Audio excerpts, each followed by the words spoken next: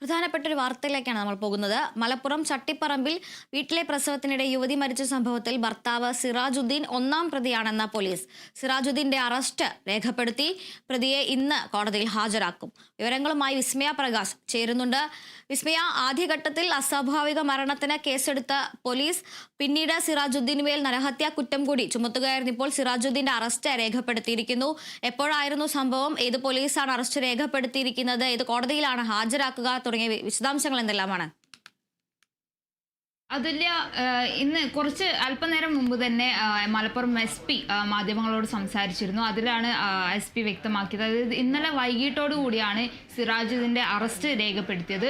ആദ്യം ഒരു അസാധാരണ മരണം എന്ന നിലയിലായിരുന്നു കേസെടുത്തത്. അസ്വാഭാവിക മരണം എന്ന നിലയിലായിരുന്നു കേസെടുത്തത്. പിന്നീട് അതായത് തെളിവുകളുടെ അടിസ്ഥാനത്തിൽ പിന്നീട് അതൊരു പോസ്റ്റ്മോർട്ടം റിപ്പോർട്ടിൻ്റെ അടിസ്ഥാനത്തിൽ പിന്നീട് നരഹത്യ ചുമത്തുകയായിരുന്നു, വകുപ്പ് ചുമത്തുകയായിരുന്നു. ഇപ്പോൾ ഇന്നായിരിക്കും ഇന്ന് കുറച്ച് അല്പസമയത്തിനകം ഈ ഒരു സിറാജുദ്ദീനെ കോടതിയിൽ ഹാജരാക്കുന്നതാണ്. അതുപോലെ തന്നെ ഇതിൽ SP മാധ്യമങ്ങളോട് പറഞ്ഞത് എന്താണെന്ന് വെച്ചാൽ, ഇതിൽ സിറാജുദ്ദീനെ സപ്പോർട്ട് ചെയ്തിട്ടുള്ള, അതായത് സിറാജുദ്ദീൻ്റെ ഈ ഒരു കാര്യത്തിന് സപ്പോർട്ട് ചെയ്ത ബന്ധുക്കളോ അല്ലെങ്കിൽ കൂട്ടുകാരോ ആരെങ്കിലും ഉണ്ടെങ്കിൽ അതിലും അന്വേഷണം ഉണ്ടാകുമെന്നാണ് SP പറഞ്ഞിരിക്കുന്നത്.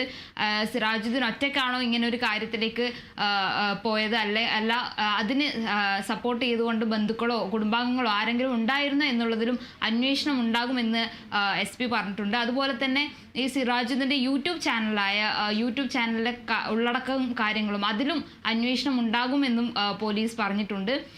എന്തായാലും ഈ ഒരു കാര്യം, അതായത് കുറച്ചു മുന്നേ തന്നെ ഡോക്ടർമാർ പറയുണ്ടായ രക്തസ്രാവം അത് അധികം ഉണ്ടായതിനാലാണ് ഈ അസ്മ മരിക്കുന്നതും. കൃത്യമായൊരു ചികിത്സ നൽകിയിരുന്നെങ്കിൽ അസ്മയെ രക്ഷിക്കാൻ പറ്റുമായിരുന്നു എന്നായിരുന്നു ഡോക്ടർമാർ പറഞ്ഞത്.